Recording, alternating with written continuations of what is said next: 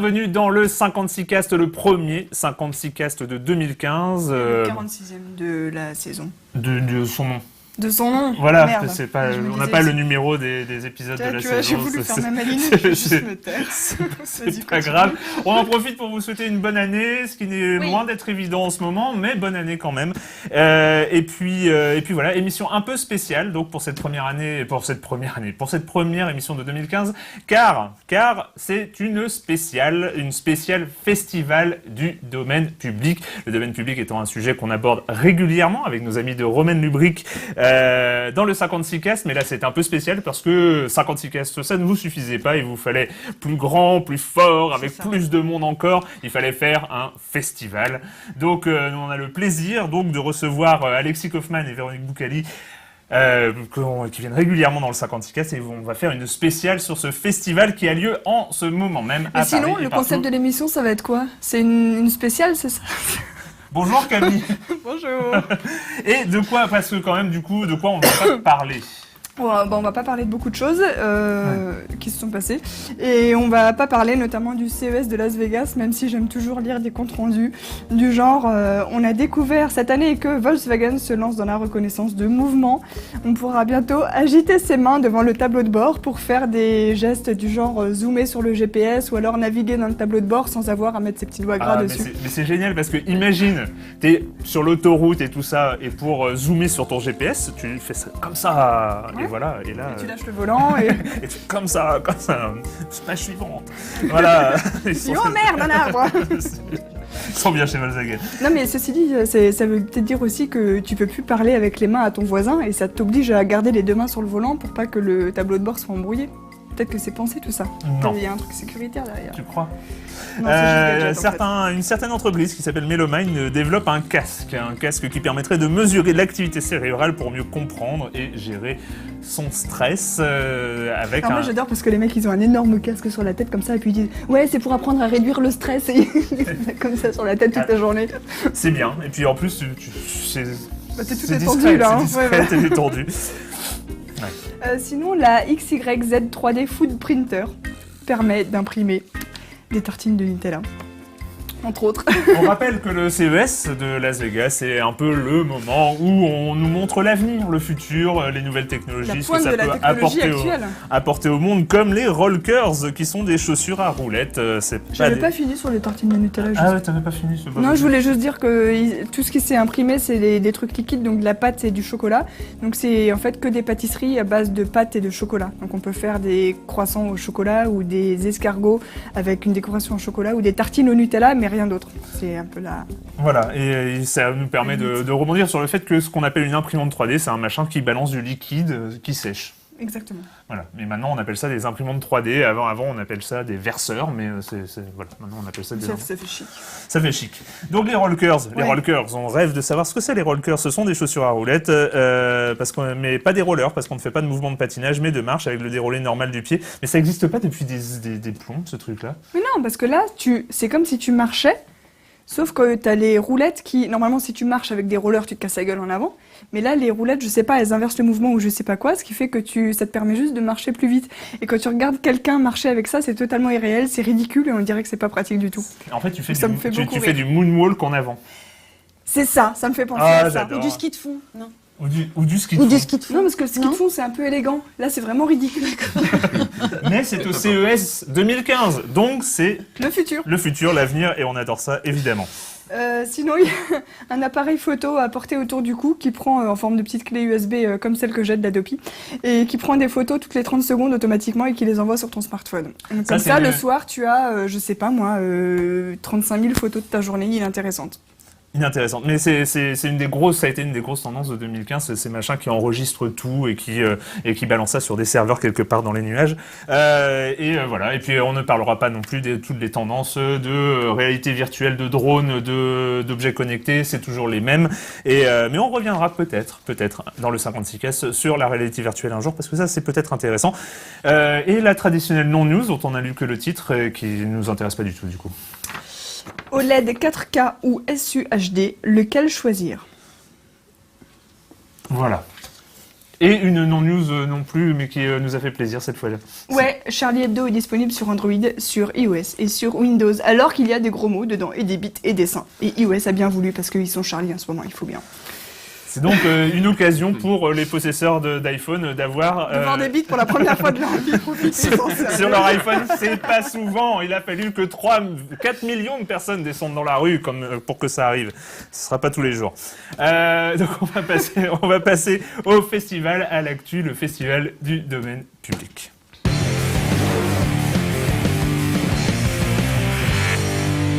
Et on commence avec quelques vidéos que vous nous avez préparées. Voilà, pour donner le ton.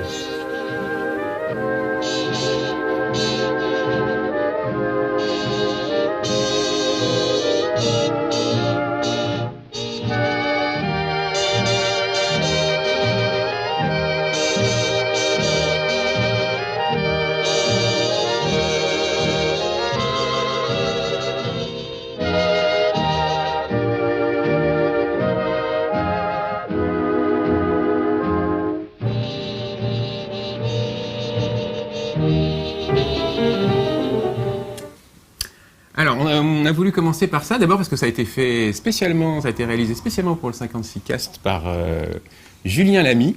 Et puis il y a aussi un clin d'œil avec certains films dont on a déjà parlé, notamment la saison dernière ici. Vous aurez peut-être reconnu La Nuit des Morts Vivants, Charade, Nosferatu, ouais. Mariage Royal, Il y a Fred Astaire aussi. L'homme de la rue avec Mariage Gary Royal. Cooper. Et on voit tous ces personnages comme ça qui s'éveillent petit à petit, qui se disent tiens, il se passe quelque chose. Et la fin, par contre, malheureusement, il y a Audrey Hepburn qui se retrouve dans un espace vide, et puis il y a cette porte fermée. Et nous, justement, non. Avec le domaine public, il n'y a ni espace vide, à nous de le remplir, justement, et ni porte close. Voilà, c'est Et conceptuel donc, votre truc. c'est tout un concept. Elle est direct dans la symbolique quand même, hein. Ouh. Je vais juste dire un mot sur Julien Lamy, donc qui participera, qui est un des acteurs du festival.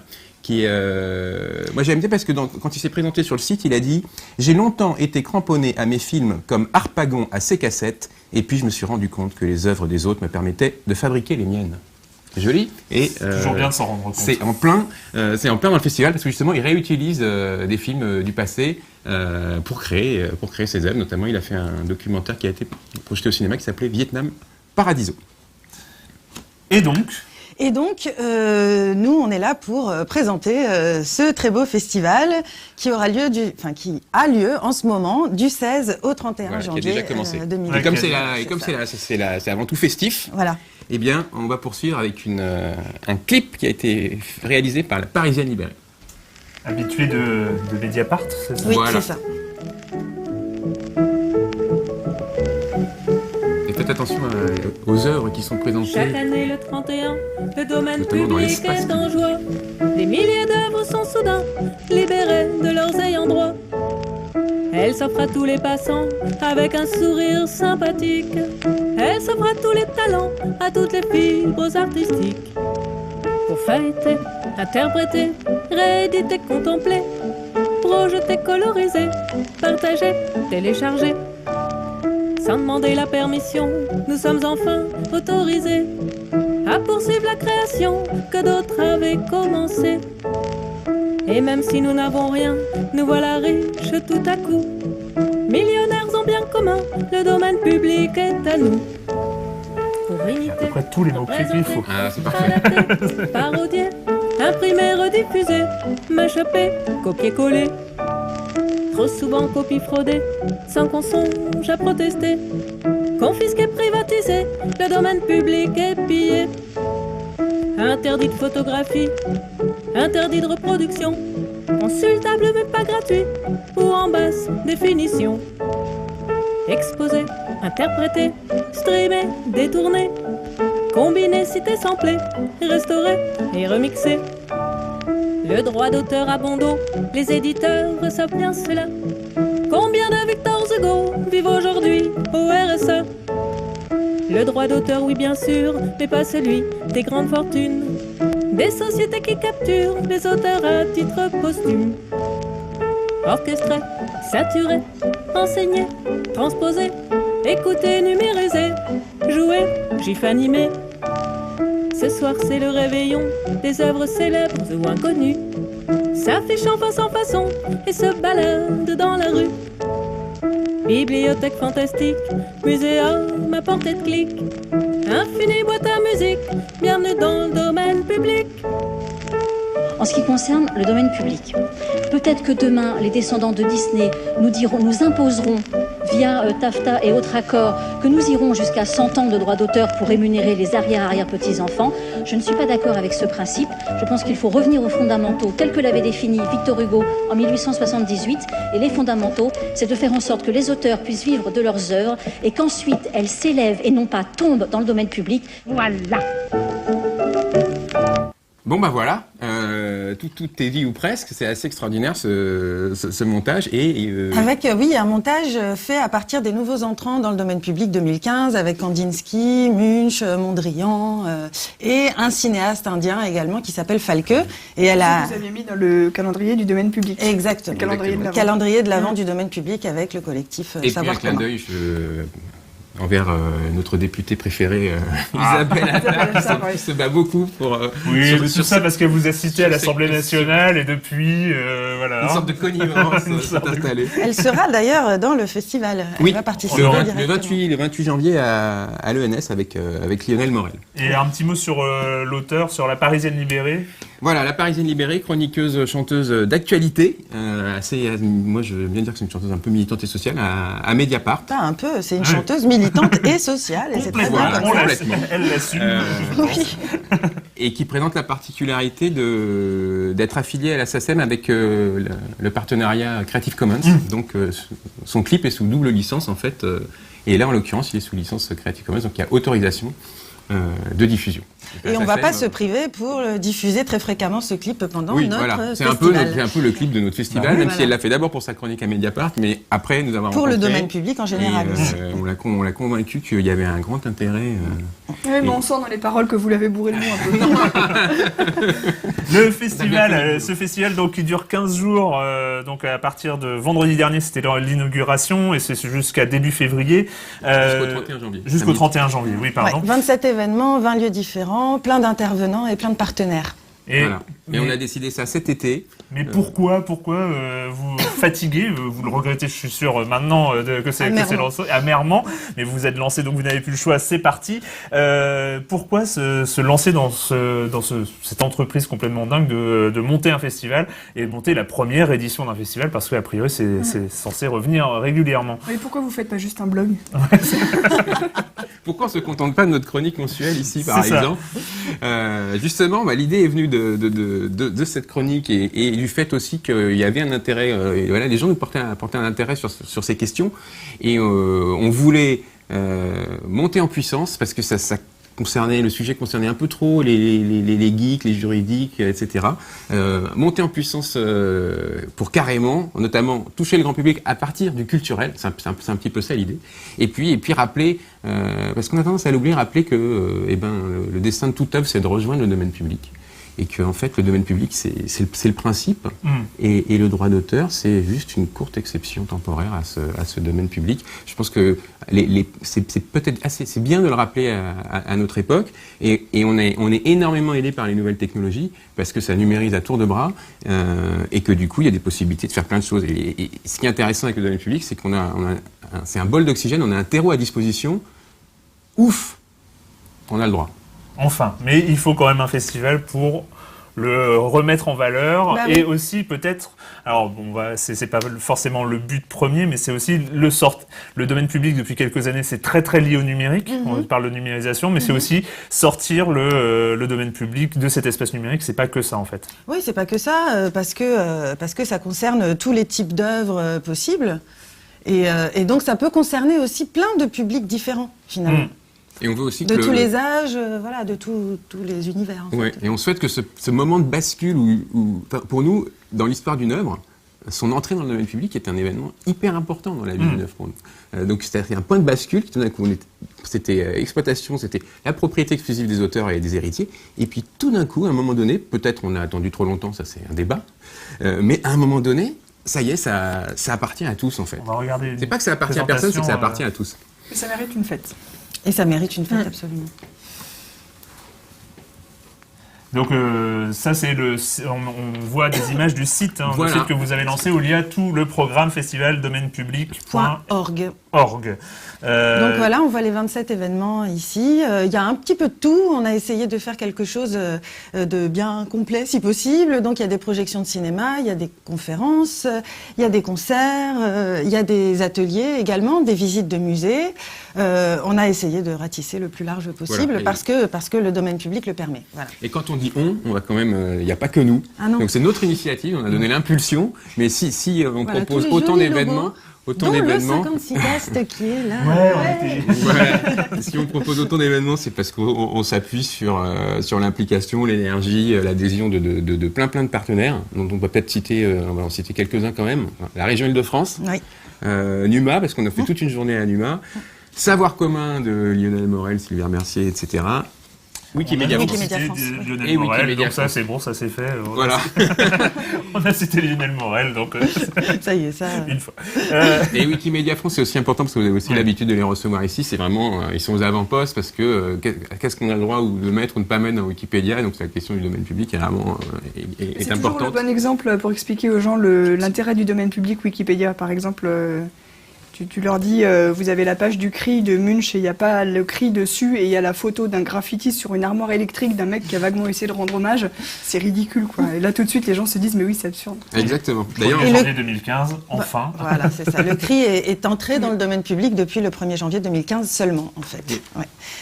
on passe en revue quelques petits. Passons quelques petits événements donc Voilà. en revue avec en plus illustrés par des vidéos. Donc dimanche prochain 25, on a déjà eu l'occasion d'en parler, mais Voilà, on a un concert de Kimiko Ishizaka qui est la pianiste des Open Goldberg Variations dont on a déjà parlé ici. Une pianiste professionnelle qui joue du Bach et du Chopin dans une église. Bon, jusque-là, c'est un peu classique, sauf que cette interprète a déjà versé des précédents enregistrements des variations Goldberg de Bach directement dans le domaine public en renonçant à ses droits voisins d'interprète. voilà. Ici Voilà. c'est une mise volontaire dans le domaine public, donc c'est pour rappeler qu'on peut. On n'est pas obligé d'attendre 70 ans après la Mais mort. elle doit être à peu près la seule à faire ça, non? C'est une des rares qui fait ça. Et le modèle économique est intéressant puisque elle demande de payer une fois pour le projet. Elle demande Par crowdfunding, Voilà. et ça aussi C'est ça. c'est une particularité. payer une seule fois et ensuite c'est rendu gratuit pour tout le monde, un peu comme le modèle du logiciel libre d'ailleurs. Toujours dans la musique. Toujours, ouais, Oui, toujours un dans peu la plus, musique. on va dire un peu plus moderne, parce que là on était quand même sur du classique, mais on espère qu'il y a, parce que c'est... Ah bon, alors, on passe la vidéo.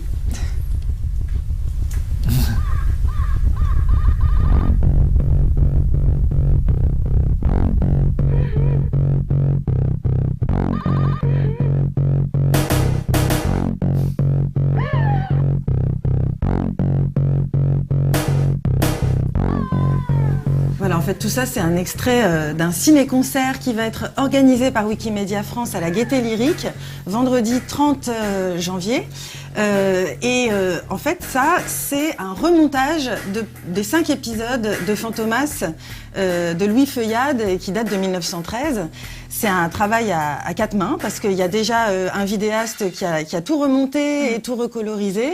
Et puis par-dessus un musicien qui s'appelle Choi et qui l'a mis en musique électro. Et le vendredi 30, il va venir faire une performance de musique électro en live sur la projection de ce Fantomas remixé, quoi. Donc Voilà. ça se passe à la Gaîté Lyrique. Ça se passe à la Gaîté voilà. Lyrique. Ouais. Ciné-concert. Et tous les événements, on l'a pas dit, mais c'est important, sont gratuits. Alors il y en a certains qui sont sur inscription, il suffit d'aller sur le site, mais voilà, tout ce qu'on propose est libre et gratuit. Ouais, c'est ça. Formidable. Si les concerts électro, c'est la première fois que j'entends ça, en tout cas, c'est cool. Autre exemple, il y a des musées qui sont partenaires avec nous. Ouais. En l'occurrence, la Cité de l'Architecture et du Patrimoine. En fait, on a fait une visite déjà le samedi des peintures murales. Et là, le 22, il y aura une visite en nocturne de la Galerie des Moulages. On voit que c'est assez monumental. Donc, ces deux aspects de la Cité de l'Architecture et du Patrimoine, La en cité fait, pendant les présentent travaux. des copies. Des copies, grandeur nature. À l'échelle 1. donc À grandeur l'échelle nature. 1, voilà, grandeur nature. Et là, en fait, dans la galerie des moulages, eh ben, on a exposé plein de moulages, de statues d'églises, de tympans de Ouais. cathédrales. C'est un projet de Viollet-le-Duc de 1855. C'est ça. Et l'idée, c'était de regrouper dans un seul endroit, en l'occurrence à Paris, eh bien toute l'art du Moyen-Âge jusqu'à son époque, un peu comme si aujourd'hui il y avait architecture sacrée. un peu comme aujourd'hui ce que fait Wikipédia, elle regroupe sur ces sites eh bien une sorte de connaissance. Là, il y avait cette volonté en 1855 pour justement confronter, aussi pour les étudiants, pour confronter les différentes œuvres. Ouais. Et puis ce qui est intéressant, c'est que ce sont des moulages, donc ce sont des copies. Il y a des artisans qui ont fait ça. Est-ce qu'ils mettent des droits d'auteur sur leurs copies? Qu'est-ce qu'on fait des moules qui permettent d'en refaire à puis surtout, le moule et la copie permet parfois de restaurer les œuvres réelles, originaux qui ont perdu parce que elles sont abîmées, etc. Donc du coup, le moulage devient la référence pour pouvoir après faire de la restauration. C'est un peu l'ancêtre du scan 3D. Exactement. Bon, c'est ça. J'essaie de recoller. J'essaie de recoller. Ça, c'est le jeudi 22 à 19h. C'est-à-dire demain. Oui. C'est-à-dire demain. Dépêchez-vous. Mais l'événement subversif. L'événement subversif. Il y a un petit événement et fait un petit côté. Et alors là, pas du tout subversif, c'est un teaser d'un prochain film, un blockbuster qui sortira en octobre prochain. Donc vous avez reconnu, ou pas d'ailleurs, parce que c'est pas... j'aime pas trop. Oh là là. Le Petit Prince, l'œuvre de Saint-Exupéry, qui n'entre pas dans le domaine public français. C'est l'occasion pour nous d'évoquer effectivement un cas pathologique. Alors, on peut se poser la question de pourquoi d'ailleurs arrive ce film pile à ce moment-là. Peut-être que c'est lié justement au fait que donc Saint-Exupéry est entré le 1er janvier dernier dans le domaine public belge, suisse, dans tous les pays européens en fait, sauf en France, puisque... des exceptions pour participation à des guerres. Mort pour la France. Mort pour la France. Non, j'étais pas loin. Et donc, les ayants droit, un peu plus que ça, quoi. Les ayants droit ont un bonus de 30 ans. Voilà. Donc, en France, il faudra attendre 30 ans avant que le Petit Prince et autres... C'est énorme. C'est énorme. Ça veut dire que c'est oh là là. 70 ans plus 30 ans. Et il y a un paradoxe, c'est que du coup, c'est le pays d'origine de l'auteur qui, lui, rallonge les droits. Et donc, nous, on va pas avoir le droit, alors qu'en traversant la frontière, en Belgique, en Suisse, on va pouvoir. Et imaginez que des Belges et Suisses numérisent et montent des sites des œuvres de Saint-Exupéry, ça risque de poser un petit problème. Du coup, moi, je pense qu'il va falloir fermer les frontières de l'internet français. Voilà, parce qu'autrement, c'est totalement absurde. On se retrouve handicapé alors que tout le monde a le droit de le faire sauf nous. On fait un truc un peu alambiqué. On invite des Belges qui d'ailleurs dans une cave, au garage de la Quadrature du Net, où il y a un book scanner, c'est une machine en mode do it yourself qui permet de numériser les livres. Et on va lui demander de numériser le Petit Prince en guise de démonstration parce que chaque semaine il numérise. Mais à la fin on lui demandera de détruire ce qu'il a numérisé puisqu'il n'aura pas le droit, puisqu'il l'a fait en France, il n'aura pas le droit de prendre cette numérisation et de la ramener en Belgique. Par contre il pourra le faire en Belgique et le mettre sur un site et on va d'ailleurs on va les accompagner. Juste un mot pour dire que ce Belge fait partie d'une association, Constant, et qui vont organiser eux aussi une journée du domaine public le 7 février, donc c'est un peu une extension hors les murs de notre festival.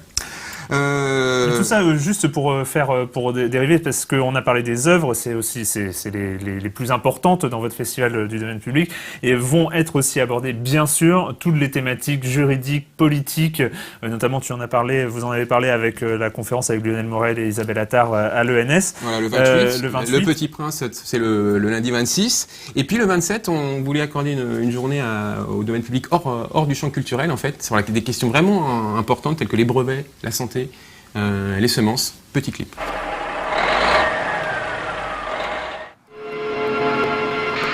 Oh no! The price of seed has gone up again. How am I going to pay for them? I should make my own seed.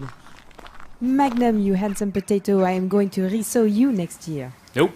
Is there a problem? Voilà, cette dame cherche juste à posséder des semences, à les replanter, etc. Et elle s'aperçoit que c'est extrêmement complexe aujourd'hui, cette question de semences. Il y a des contrats où on peut utiliser pour une année, mais on n'a pas le droit de copier, on n'a pas le droit de replanter.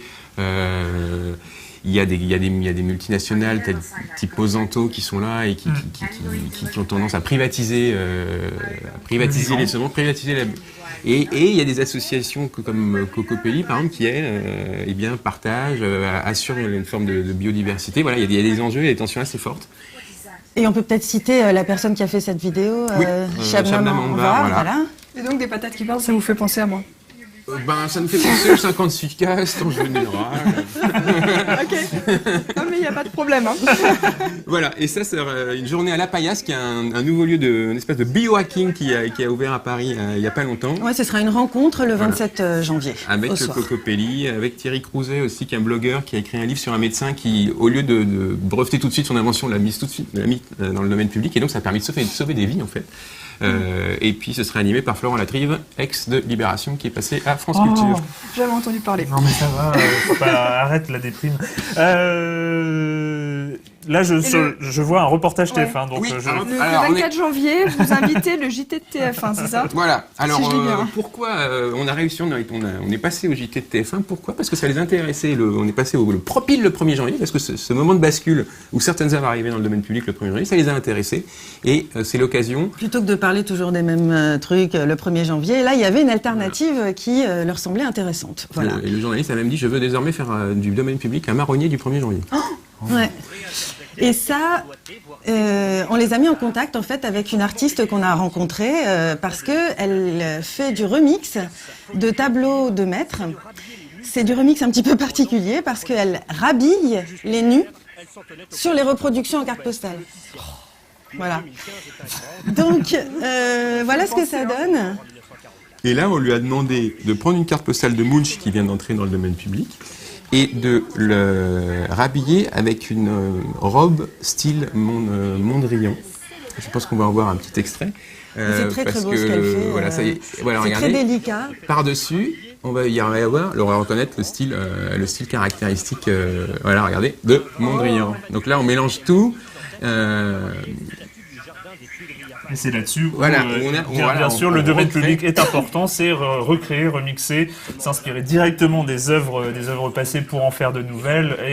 Et chaque 1er janvier, finalement, il y a plein d'artistes qui ont une palette de nouveaux outils. Et autre exemple, donc là, j'avoue que passer à TF1 le JT, je ne me rendais pas compte de l'impact dans mon quartier, mais bon, ça, je passe outre. Pourquoi? Parce que le 56K, ça te suffit pas maintenant. Là, on est allé le 1er janvier photographier les sculptures d'Aristide Maillol, parce qu'Aristide Maillol fait partie des nouveaux entrants. On avait le droit non seulement de photographier, mais de diffuser. Et ce qui est sympa avec la TF1, c'est qu'ils ont fait le avant-après, parce que tout de suite dans la foulée, on a mis nos photos sur Wikimedia Commons et on a pu illustrer l'article de Wikipédia. L'article Maillol. Donc là, avec on voit tout de suite sculpture. concrètement Ouais. en quoi c'est intéressant de se TF1, pencher c'est comme la là-dessus. meilleure des chaînes. Hein. Et parce que le festival, j'enchaîne, le festival veut aussi participer à la numérisation, à la mise à disposition des œuvres. Donc non seulement il va y avoir des photos, on va aussi enrichir Wikipédia avec Wikisource, etc. Et puis numériser des œuvres, voilà ce que tu as dit, quoi. Voilà, mais aussi recréer par-dessus, et on voulait insister sur un des temps forts du festival qui est le samedi 24 janvier à Numa, où toute la journée, eh bien, des artistes, des amateurs, il va y avoir des ateliers en tout genre. Remonter des séquences de films, Voilà, faire coder des applications informatiques, enregistrer dont on des va voir un gyrodos. exemple, par exemple, Mondrinsky, c'est-à-dire... C'est Petit Julien exemple. Dora qui s'est essayé à mélanger du Mondrian et du Kandinsky. Voilà. Donc Mondrinsky est né. Ça peut donner ça. Voilà. Et ça peut donner tout autre ça chose. peut donner plein d'autres trucs. C'est un atelier enfant, apprendre à coder en mélangeant les œuvres de deux peintres. Aussi, mais il y aura majeurs. aussi bien atelier enfant que atelier adulte en fait. Ah bah. Autour de ça, justement, remixer du Mondrian et du Kandinsky. Tout le monde sera ravi. Donc voilà, c'est en ce moment Ouais. même pour les On Parisiens. peut juste te dire la date de clôture, c'est le samedi 31 janvier, où il y aura une cérémonie des Copy Fraud Awards, un peu comme il y a eu les Big Brother Awards dans le temps. Et donc là, on va désigner, on va savoir qui est le plus grand copy fraudeur. C'est-à-dire celui qui a fait une réappropriation abusive Voilà. d'une œuvre qui était dans le domaine public. Voilà, c'est décalé, c'est festif, il ne Gros faut pas se arnaqueur prendre au du domaine sérieux. public, quoi. Ouais, c'est ça. Voilà, je voulais juste dire un mot sur le fait qu'il y a aussi une petite campagne de participatif, un financement participatif pour soutenir, hein, parce autant on a été bon pour multiplier les événements, faire Oui, autant, ça, oui. autant pour ce qui est des fonds. Ouais, gérer le pognon, vous n'êtes pas géniaux là pour l'instant. Là, on est en comment C'est dire, ça peu aussi, mieux- vous peut pouvez mieux pas faire. avoir de droit d'auteur. Donc peut voilà. mieux faire. Donc en fait, l'idée, c'est que tous les événements sont gratuits, mais si les gens ont apprécié, après, ils peuvent aller sur le site Avant du aussi. Avant aussi, et soutenir Donner un pour pourboire. qu'on Ouais, c'est ça. se rembourse un peu et pour permettre au festival d'avoir une seconde édition qu'on voudra sortir de Paris cette fois-ci un peu plus international, francophone ou mise en réseau. Enfin, Et en province aussi. donc plein d'idées. Et voilà, et tout ça pour un des enjeux politiques, hein, parce que ça m'embête qu'on l'ait pas dit encore vraiment, c'est ce qu'on appelle la définition positive du domaine public, c'est-à-dire qu'aujourd'hui le domaine public est défini en creux, c'est-à-dire quand les droits sont épuisés, mais on peut pas dire cette œuvre est du domaine public parce qu'il n'y a pas comme une licence, il n'y a pas de quelque chose. Ça joue sur les mentalités, ça joue sur l'expression, on dit justement tomber dans le domaine public, alors pour nous c'est entrer dans le domaine public. Et puis du coup, il est plus difficile à défendre. Quand il y a des prix fraude, par exemple, on peut pas. Donc très vite. Est-ce que vous allez finir le festival par un petit concert d'accordéon? Il y aura un concert d'accordéon Oui, le 29. Il y en aura un le 29 à l'ENS, à mais l'ENS. avant-première. Et ben on a fait le trailer dans le 56 cast. Et donc on va finir cette émission en beauté, comme presque à chaque fois que Véronique nous fait le plaisir de venir voilà, dans le 56 cast avec une chanson. Je vais essayer de pas me gourer, Tanto per cantar. Et c'est une chanson du domaine public. Forcément.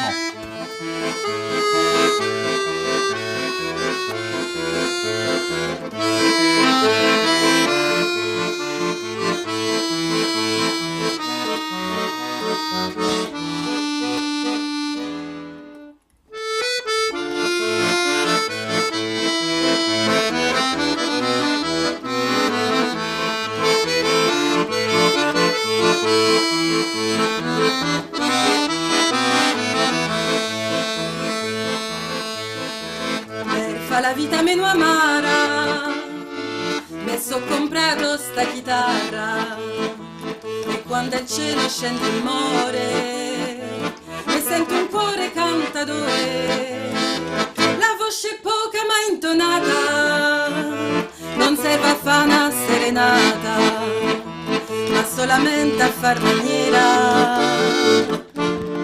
de farmi un sogno a prima sera. Tanto per cantare, perché mi sento un friccico nel cuore. Tanto per sognare, perché nel petto mi ce nasca un fiore. Fiore del lilla, che mi riporti verso prima amore, che sospirava le canzoni mie e mi rincoglioniva de bugie. Ça me donne envie de faire la révolution à chaque fois. L'accordéon et l'italien. Je sais pas pourquoi. Voilà, on vous attend nombreux, donc C'est ça. on vous semaine attend prochaine. nombreux pendant ces 15 jours jusqu'au 31. Salut! Ciao, à la semaine prochaine. Sur nos lives et sur libération.fr, bien sûr. Pas partout quoi. Partout.